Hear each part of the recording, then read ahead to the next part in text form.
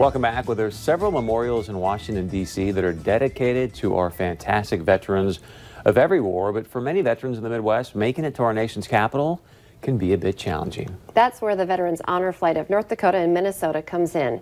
It's their mission to make sure veterans see the memorials. Volunteers plan it and donations pay for it. This morning, we have a look at how much the trip meant to one Korean-era veteran on this latest honor flight.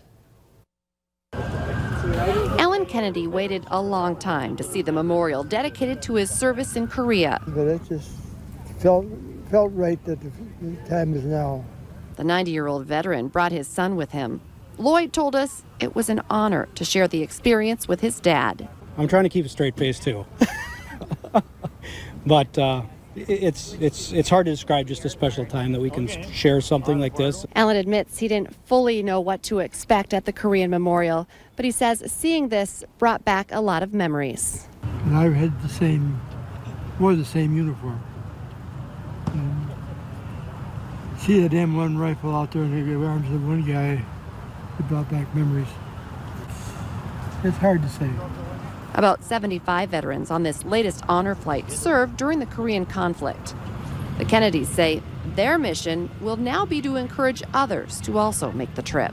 I think there's a lot of veterans out there that think it's kind of out of reach for them to get on these flights. And when he mentioned to me that, he had never gone or never been nominated, as he called it, I looked it up and we worked on it together and got his application in, and it was approved very quickly. But the new memories they made together won't quickly fade. So many great stories, and I love that they were able to do it together. We talked to daughters and their fathers, and then that, team right there, father-son. And that was something that we heard a lot from the volunteers and organizers, is that there are still a lot of veterans out there who have never been to DC, have not gone to the memorials that are dedicated to them. And, it's kind of, I feel like who we are here in the Midwest too, like, oh no, I'll let someone else go, or it's not my turn yet. And, Alan's 90 years old, right? And some even said, well, I didn't think I should go because I can't really walk the whole time. They have volunteers, and they have more than enough wheelchairs. So, they make it happen. This honor flight crew is just amazing. So we'd like to see as many veterans as possible get themselves signed up. And if you can donate, what a great cause as well. I know you were just at a golf tournament that raises money. The fundraising for this goes all year long. All year long, and you can help these guys. I think it's like, what, $2,500 per person to go, and so they want to get as many veterans as they can to head out there. And when you look at that Korean memorial, I mean, it almost looks like you're in that setting, the way they have it all set up. The statues of the soldiers there.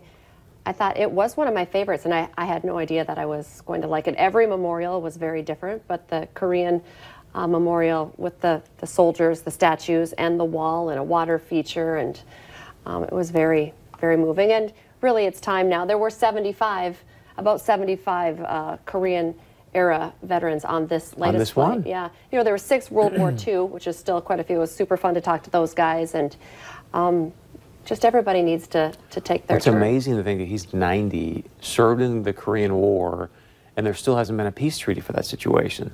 I've never served, but it stuns me to think that long ago, he'd never been to the nation's capital, and here he is, and yet there's still that kind of awkward tension between those two nations. So when we were in that area, we did see a group of Korean military members as well who were there, and they took some pictures together and talked, and it was kind of a sign or a show of no hard feelings, and we're in this together. And there were guys who were like, I was there at the same time, we served at the same time. So it was really incredible, really moving, and like I said, just so many stories, and a lot of memories. Can you imagine, brought back from that long ago for this? Well, yeah, like you said, it was the exact same gun, that's and wearing the same. Like. Yeah, my uniform, I see it right there. That must have just been extremely moving to see that. So remember, you can check out all these stories, and we have a photo gallery and all that good stuff from this latest honor flight on our website. You can check that out at valleynewslive.com, and we've also been posting some of this on our North Dakota Today Facebook page as well. We'll be right back.